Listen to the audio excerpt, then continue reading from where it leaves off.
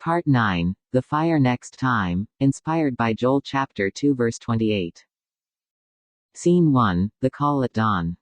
Zariah stood on the rooftop where her dream once played out. But this wasn't a dream. The morning air pressed soft against her face. She could feel it, the hum of something awakening beneath the city.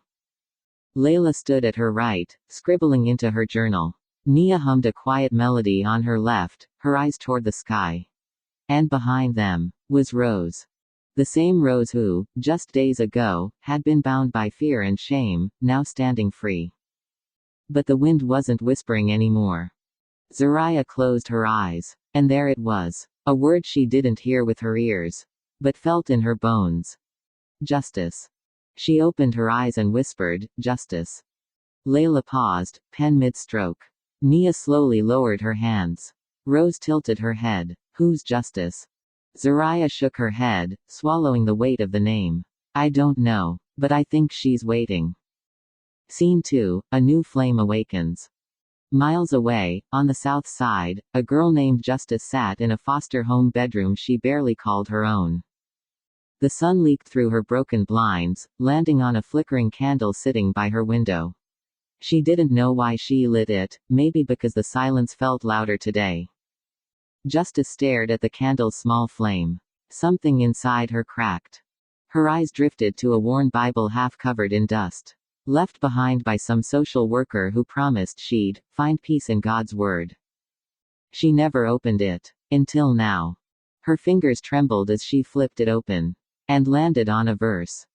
"Is not my word like fire, declares the Lord, and like a hammer that breaks a rock in pieces." Jeremiah chapter 23 verse 29. Justice read it again. The flame on the candle flickered, almost. Leaning toward her. She whispered, voice dry as sand. "Whoever you are, I'm listening."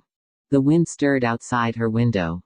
And something in the spirit world took notice. Scene 3, The Return to 63rd, but not alone. Zariah stood at the rusted gate on 63rd Street, the same gate where shadows once mocked them. But this time, she wasn't standing alone. Layla beside her. Nia too. Rose standing taller than she ever had. And now, more girls.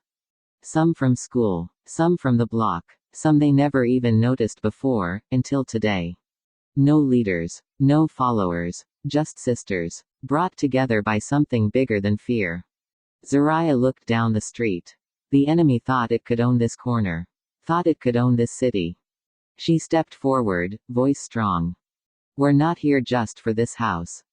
The girls leaned in, quiet. "We're here because this is only the first. And Justice, wherever you are. We're coming for you too." The wind blew through the alley, carrying her words further than her voice ever could. Scene 4, The Voice Beneath the City. Beneath Inglewood's cracked streets, something stirred. Not loud. Not in a rush. Patient. A shadow moved through underground tunnels, gliding along the walls of places no human had stepped in decades. A voice spoke into the dark. "The fire next time will burn brighter than the last."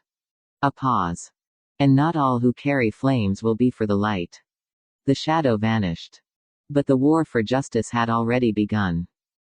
Scene 5, The Choice. The fire isn't coming. It's already here. Every generation gets a choice. Be consumed. Or be refined.